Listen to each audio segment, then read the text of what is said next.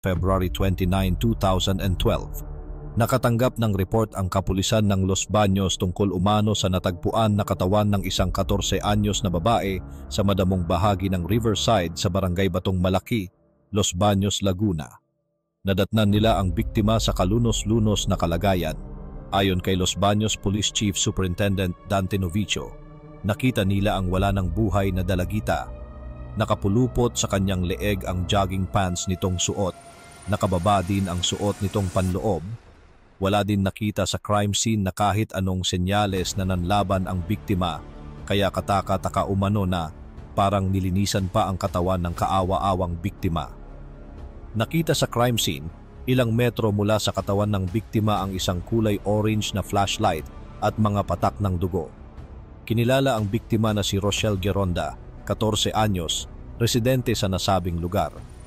Dahil dito ay agad na binuo ang Task Force Geronda para mag-focus sa investigasyon. Ayon sa ina ni Rochelle, huli niyang nakita na buhay ang anak noong gabi ng February 28, 2012, bandang alas 8 ng gabi. Sinundo daw ito ng kaibigan sa kanilang bahay at pinaalam na pupunta sa internet shop para gawin ang kanilang assignment. Dahil sa gabi na ay hindi umano niya pinayagan ang anak, bagkus ay hindi raw nakinig at saka umalis ang anak.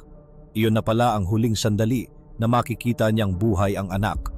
Sa paglalim ng gabi nagsimula ng mag-alala ang ina ni Rochelle dahil hindi pa din ito nakakauwi sa kanilang bahay. Sa sobrang pag-aalala, nagsimula na umano niyang hanapin ang kanyang anak.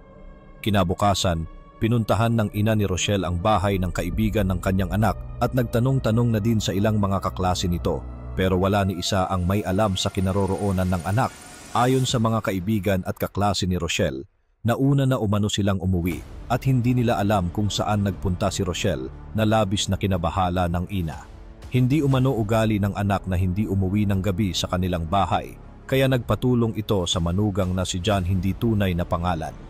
Nag-umpisa raw silang maghanap ng manugang na si John sa Barangay Batong Malaki para hanapin si Rochelle. Sa kanila binalikan yung mga lugar na maaaring dinaanan o pinuntahan ng anak. Mula sa kanilang bahay hanggang sa computer shop, madadaanan ang madamo at malubak na bakanting lote na pag-aari ng mga Vega dahil sa private property. Ang nasabing lugar wala umano itong ilaw o street lights sa gabi. Sa kanilang pag-iikot, nakita ni John isang tsinelas na pagmamay-ari ni Rochelle ang natagpuan nila. Sinuri ni John ang lugar kung saan niya nakita ang tsinelas. Saka naman niya nakita ang wala ng buhay na katawan ng dalagita di kalayuan.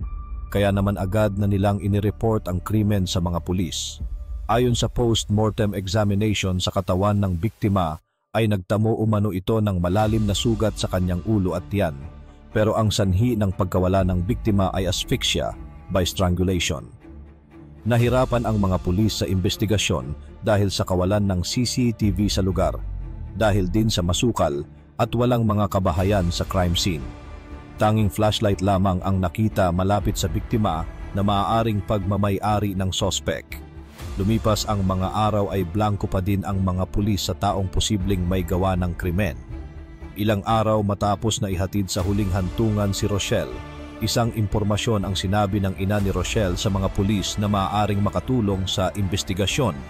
Ayon sa ina ni Rochelle, may lumapit umano sa kanya na isang babae noong nakaburol pa ang kanyang anak para makiramay, pero nagtaka raw siya sa mga sinabi nito tungkol sa dalawang lalaki na may kinalaman sa krimen.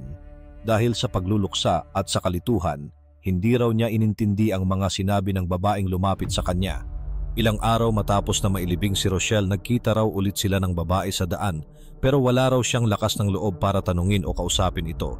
Naisip niya, baka matakot ito o kaya naman, baka sa maling paraan niya ito makausap at sa halip na tulungan sila, ay baka mainis o magalit lamang sa kanya ang babae.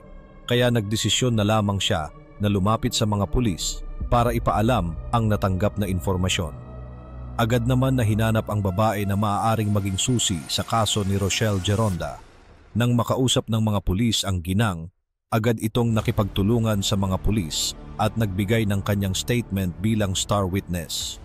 Ayon sa ginang, bandang alas 11 raw ng gabi, noong February 28, 2012 habang naglalakad, napansin umano niya ang dalawang lalaki na may kahina-hinala ang kilos. Nakarinig raw siya ng ingay mula sa bomba ng poso.